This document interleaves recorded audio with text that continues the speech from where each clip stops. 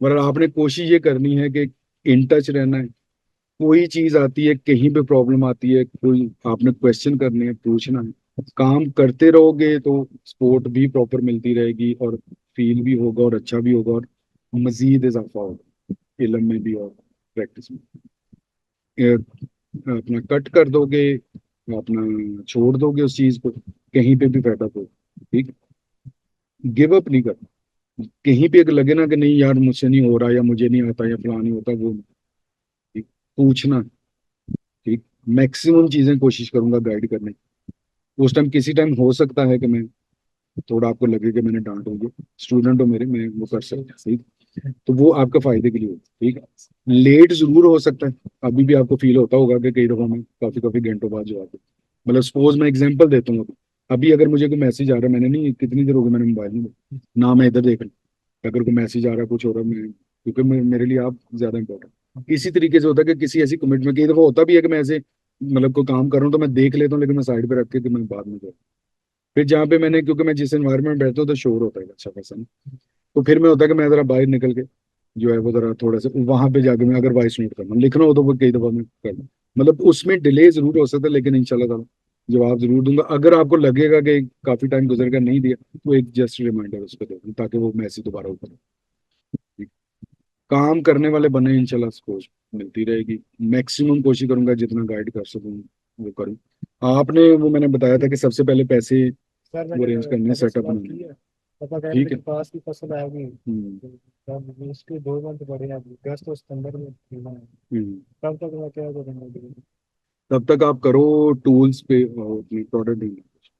मी to ना देखो ना, अभी अभी सिर्फ प्रोडक्ट्स को देखो। वो शीट जो गई थी वो बनाते जाओ, देखते जाओ कितने मल्टीपल। क्योंकि जब आप टूल्स ले लोगे ना, आपको फ्रंट पेज पे नजर आ जाएगा इसके 5 सेलर हैं, इसके 6 हैं, इसके 4 हैं, इसके 1 है। उनको करते जाओ। ठीक है। फिर डिफरेंट देखो, कोई एक चीज चूज कर लो, सपोज वॉच चूज कर लो। ठीक है। अब वॉच में देखो कि मैंने एक वॉच की पूरी 100 लोगों की लिस्ट बनाई। ये सिर्फ अपनी प्रैक्टिस, ताकि इन टच रहो। ठीक है। उसमें देखो, अच्छा ये बंदा इतने की बेच रहा है, ये बंदा इतने की बेच रहा है, ये बंदा इतनी, मतलब इसमें घुस जाओ अंदर। ठीक है। डेटा स्टडी करना मुश्किल तरीन काम है दुनिया, किसी भी फील्ड में।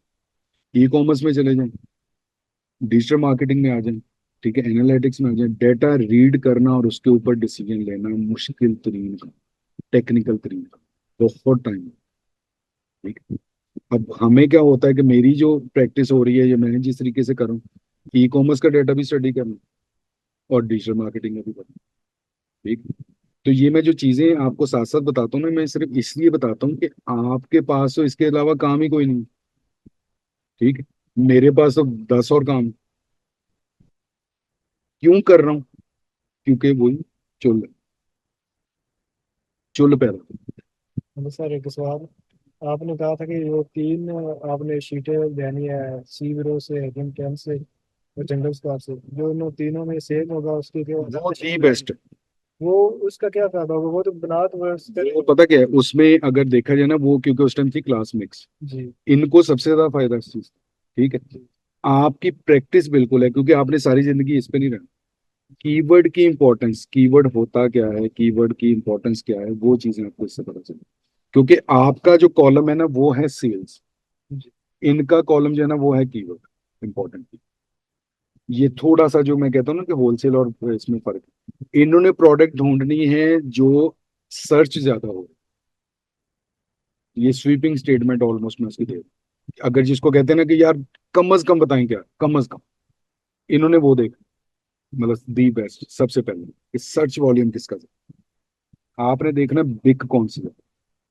जी। वो ठीक है। मेरे सवाल करने का मकसद ये है कि जो शीट निकाल रहे हैं, 3 कामन, एक प्रोडक्ट के 3 नाम कामन आ गए, उसका क्या करना है?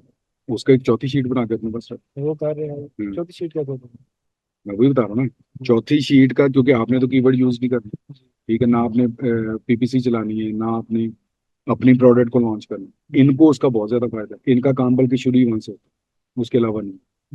आपका ये है कि आपकी प्रैक्टिस चलती रहेगी, आप इन टच रहोगे।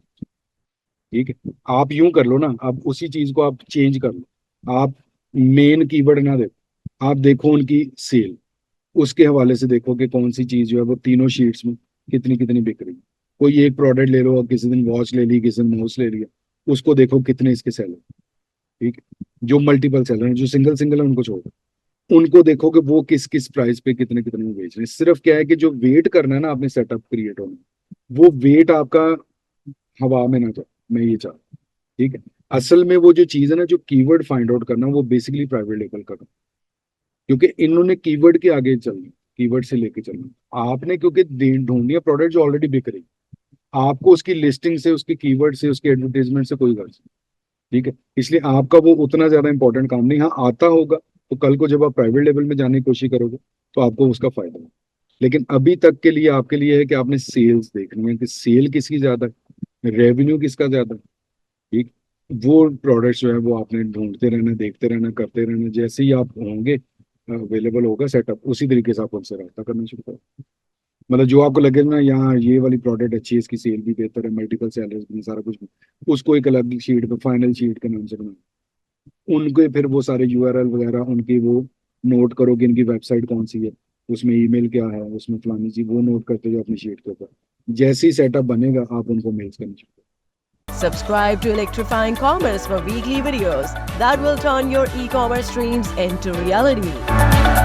Click that subscribe button and let's get started.